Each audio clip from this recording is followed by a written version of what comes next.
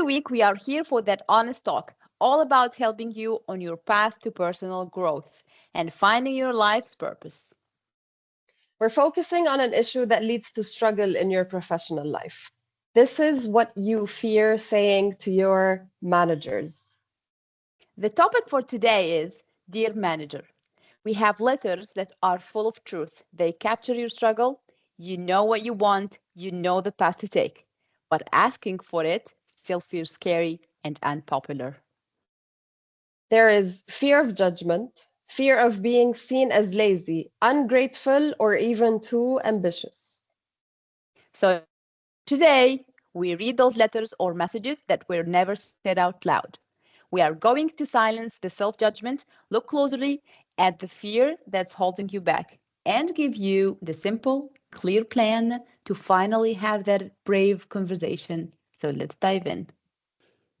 So I'm going to start to this letter, and it says, Dear manager, sometimes I don't speak up because I'm scared it will come across as complaining, but I actually just care a lot. Well, in that case, I would suggest you focus on finding a solution before bringing up the problem to your manager.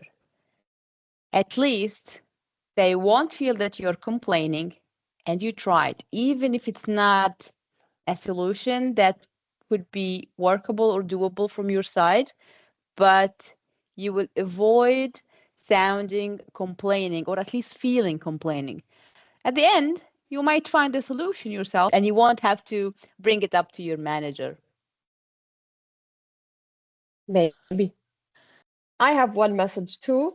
Dear manager, I respect you, but sometimes it feels like you don't really see me, just you see the results. This unfortunately happens. We've been through this, both of us as well.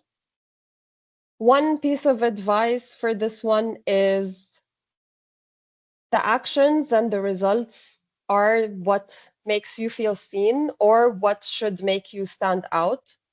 And my piece of advice is if the manager, this is all the manager sees, then there has to be a conversation that talks about appreciation. What you're looking for is getting more appreciation. Then the conversation should be focusing on that part, avoiding blame, of course. And it's really good to rehearse the speech or the conversation before going in to speak to your manager about that. Second message that I have says, Dear manager, I wish I could tell you when I'm burned out. Without worrying, it will sound like I'm not trying hard enough. Man, just go on a sick leave. Well, this is my piece of advice, and it's really genuine. If you feel you're burned out, listen to your body. You are not going to be productive. You are not going to be good for anything that's been asked from you. So take the time off, recharge, reflect what you need, what you don't need, and then come back and see how it feels. Maybe have a talk with the manager. The next one says, Dear manager, when I say it's fine, I'm fine. it's not always fine. I just don't know if it's safe to be honest yet. The word yet could possibly mean that you have not been long in the job or you have not really had an honest conversation with your manager yet. So it's okay for you, for your own sake, to speak up about this because you're spending most of your time at the workplace more than you're spending time at home. So it's very important that you speak up, you talk about it with your manager to avoid going into what Dorsaf already mentioned, the burnout phase. So talking about, it's not about bringing the feelings to the workplace, but it's definitely talking about how well you are doing at the workplace. So talk to your manager about this, just like you sent us the message. It's okay. One more. So, dear manager, you lead with humor and humanity. It makes even the tough days feel possible. Oh,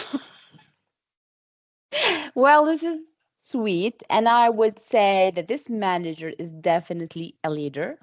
If this manager, he or she, is basically bringing humor and feels nice to be with them or around them, and you feel productive. So I would suggest you thank them enough and give them a positive feedback and maybe give them some chocolate and flowers. So I have a positive letter as well. Dear manager, you probably don't realize how much your calm energy keeps the team steady. You set the tone more than you know. This is also amazing. It's very important for when a manager does not pass the stress down to the team. And showing up with a calm energy really helps people feel like they can do the work on that day and also continue it throughout their days. So this manager also deserves a thank you or chocolates or flowers or something nice for sure. Yes. Yes. Okay. So one more, and I believe it's positive. Dear manager, you made me believe I could do more than I thought I could. That's something I'll never forget. Well, this manager reminds me of my manager that I had and is my best friend now, Marwa.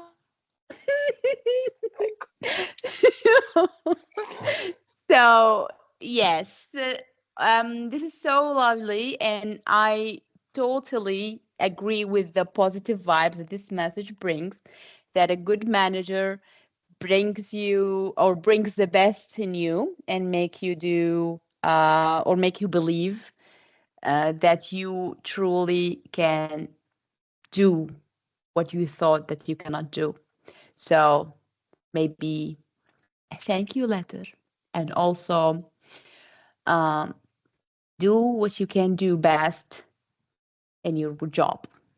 Don't fail them. Okay, so I have one more. This one is not the most positive. It's a mix in between. However, the last part of it is out of fear. This one says, Dear manager, I really want to grow here, but I don't know what that actually looks like. And I'm scared to ask in case the answer is not what I hope for. From my experience, something that I have been through, what's the worst that's going to happen if you do bring this topic up? We all deserve to grow. We all deserve to have personal growth, professional growth. We are not trees. We have to move. True. So, what's the worst that's going to happen? You will either hear that you are not ready yet. You might also hear you don't wear short enough skirts to the workplace. True story. Or the worst of all cases, and this is the scenario that I don't appreciate in life, which is following the worst case scenario. But in this case, another possibility that might happen is that this manager would probably tell you that you're not, as I mentioned, ready for it yet because it is out of fear that you might outshine them. No one True. has the right to tell us or anyone that we cannot do something. If it was a comment such as, you don't wear short enough skirts, and this is going directly to the women out there, you don't wear short enough skirts, you don't smile enough. No, no one gets to tell you how to dress, what to look like, just because you are going after a promotion. No one has the right to tell you overall, in general, that you cannot move upwards in your professional life. Work for it, You deserve it. If this manager is standing in your way and is not opening the door to you to be successful, as Dursaf said, this is not a leader. This is someone who is only managing. And again, I will highlight on the fact that they don't want you to outshine them. Still, my advice, have this conversation, be up straight and up forward with this, because you have the right to understand where your path is going with your professional life. True. And a manager's also most important task is to help their team grow, help them develop the weaknesses they have and turn it into strength. And because when you see someone performing well, this means that the manager is basically behind it. So the thing that I don't understand, that when managers are afraid that their team might outshine them, I would be super proud if someone outshined me, because I know that's a reflection of my effort with them. And this is how the mindset should be. You should want your team to be better than you, because everybody knows how and why this happened. It's because of you. You are the source of light to the team. So this message is to the managers. Be the reason, be the inspiration that your team works and gives the best in them, because it is not about you, it's about the team. And this is what we all tell our teams, right? So be Yeah. the example, be the idol, or let's say lead by example. One last point from my side. I also believe, and this is something that I have said to many of the people that I've worked with, unfortunately, we don't get to choose our managers.